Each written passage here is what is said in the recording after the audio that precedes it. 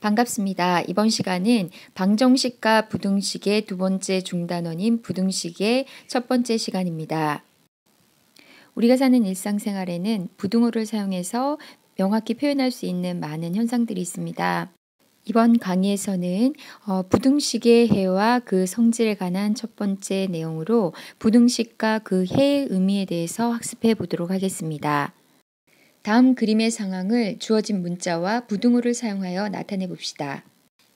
첫 번째 그림은 놀이동산에 어떤 기구를 타는데 키가 120cm 이상인 경우만 입장이 가능하다고 편말이 있고요. 키가 Acm인 이 여학생에게 입장이라고 말하는 걸 보니 키가 120cm 이상인 거지요. 따라서 상황을 부등호로 나타내면 A가 120 이상이다. 이렇게 표현할 수 있겠죠. 크거나 같다. 두 번째 그림은 엘리베이터 안에 중량이 500kg 미만이라고 이렇게 되어 있는데 우리 몸무게의 합은 Bkg이라고 되어 있어요. 그런데 다 같이 타고 이동을 하고 있죠. 따라서 부등식으로 나타내면 B는 500 미만이다. 즉 500보다 작다로 부등식으로 표현할 수 있겠죠. 이와 같이 부등호 이렇게 작다, 크다, 작거나 같다, 크거나 같다를 사용해서 수 또는 식 사이의 대소관계를 나타낸 식을 부등식이라고 합니다. 이때 등식에서처럼 이 부등호의 왼쪽에 있는 것을 좌변, 오른쪽에 있는 것을 우변이라고 합니다. 그리고 좌변과 우변을 합해서 양변이라고 우리는 부르겠습니다. 개념 확인에서처럼 이 수와 수 사이, 식과 수, 식과 수 사이, 그리고 식과 식 사이의 대소관계를 부등호를 사용해서 나타낸 식이므로 부등식입니다. 문제 1번을 함께 풀어봅시다. 다음 문장을 부등식으로 나타내어라. 문제 1번은 x에서 4를 뺀 값은 x의 3배보다 크지 않다. 부등식으로 나타내 볼까요? x에서 4를 뺀 값은 x의 3배보다 크지 않다. 무슨 말이지요? 작거나 같다. 작거나 같다. 이렇게 표현하면 되겠지요? 2번의 경우도 나타내 볼까요? 한 개의 A1인 귤 5개의 값은 1,000원보다 비싸다. 한 개의 A1이니까 5개는 5A가 되죠. A 곱하기 5 해서 5A.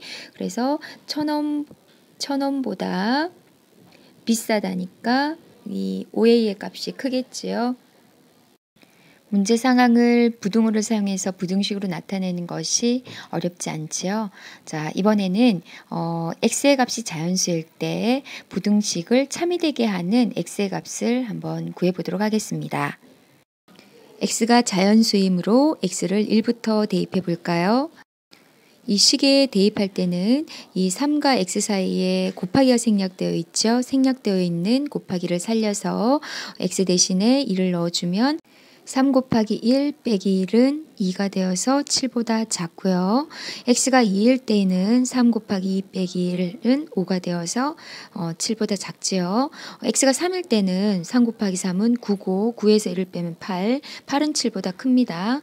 그 다음에 x가 4일 때는 3 곱하기 4에서 12에서 1을 빼면 11로 7보다 크지요. x가 5일 때부터는 이 좌변의 값이 이 11보다 훨씬 더 큰 값이 나오니까 이 우변에 있는 7보다는 계속해서 큰 값이 나올 걸로 예상할 수 있죠. 따라서 부등식 3x-1은 7보다 작다를 참이되게 하는 x의 값은 x가 1일 때와 2일 때 이 두 경우이고요. 3 이상일 때는 거짓이 됩니다. 이와 같이 미지수가 x인 부등식을 참이되게 하는 x의 값을 그 부등식의 해라고 하고 부등식의 해를 모두 구하는 것을 부등식을 푼다고 합니다. 이 정의는 방정식의 해와 방정식을 푼다의 의미와 매우 유사하지요.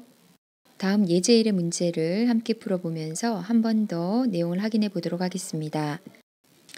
x의 값이 자연수일 때 부등식을 풀어라. 이 부등식을 참이되게 하는 x의 값을 구하면 되겠죠. 주어진 부등식에 x 대신에 1을 대입하면 2 곱하기 1 더하기 1로 좌변은 3이 되고 우변은 1 더하기 3이어서 4니까 3보다는 4가 크므로 참이 됩니다. 이 부등식을 만족하지요. 또 x가 2일 때는 2 곱하기 2 더하기 1, 그래서 좌변은 5, 우변도 2 더하기 3에서 5가 되어서 좌변과 우변은 같고 여기는 작거나 같다는 이 밑에 이 같다 부등식을 만족하니까 주어진 부등식은 참이 됩니다.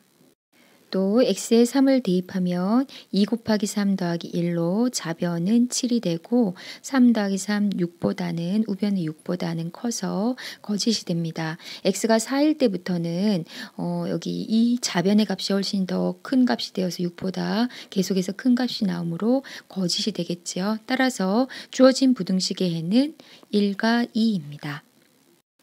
부등식을 푼다는 것은 부등식을 참이되게 하는 x의 값을 구하는 것이므로 여기 자연수라는 조건에 의해서 각각을 대입해서 이 참이되게 하는 해를 구할 수 있었습니다.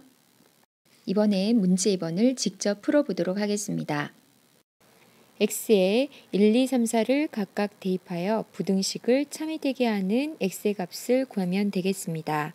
부등식 x 더하기 16이 19보다 크거나 같다 해서 x에 1을 대입하면 1 더하기 16이 17이 돼서 19보다 작지요. 따라서 주어진 부등식은 거짓이 되고요. x에 2를 대입하면 2 더하기 16이 18이므로 역시 19보다 작아서 주어진 부등식은 만족하지 않습니다. x에 3을 대입하면 3 더하기 16이 19가 되고 주어진 크거나 같다의 이 같다 부분을 만족해서 참이 되겠네요. x에 4를 대입하면 4 더하기 16이 20이 돼서 19보다 크지요. 따라서 주어진 부등식을 만족합니다. 따라서 참이네요. 그러므로 주어진 부등식을 만족하는 x의 값은 3과 4입니다. 이번 문제도 같은 방법으로 x 대신 1부터 4까지의 자연수를 대입해서 주어진 부등식을 참이되게 하는 x값을 찾으면 되겠습니다. 여러분들이 직접 해보도록 합니다. 이번 시간엔 부등식을 정의하고 부등식의 해의 의미에 대해서 학습해 보았습니다. 다음 강의에서 부등식의 기본 성질에 대해서 알아보도록 할 텐데요. 이번 강의를 마치기에 앞서 한 가지 내용을 점검해 보고자 합니다. 부등호를 사용한 부등식을 문장으로 나타내는 방법인데요. 첫 번째 부등식을 한번 문장으로 표현해 보지요.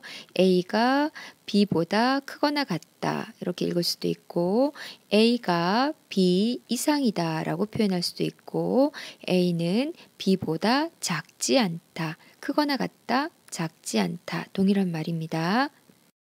또 두 번째 A가 B보다 크다. 이것은 또 A가 B 초과이다 라고도 표현할 수 있죠. 세 번째 A가 B보다 작거나 같다. 이 부등식은 A가 B 이하이다 라고 표현할 수 있고요. 또 A는 B보다 크지 않다. 작거나 같다와 크지 않다가 동일한 의미입니다. 또 네 번째 A가 B보다 작다는 이 부등식은 A는 B 미만이라고도 표현할 수 있습니다. 단어의 의미를 생각하면서 각 문장들을 표현해 보도록 합니다. 이번 강의 과제는 교과서에 하는 것인데요. 교과서 97쪽, 98쪽의 주요 내용을 교과서에 줄을 긋고 문제 1번과 2번을 책에 풀어주길 바랍니다. 수고 많았고요. 17강을 이어서 들어주길 바랍니다.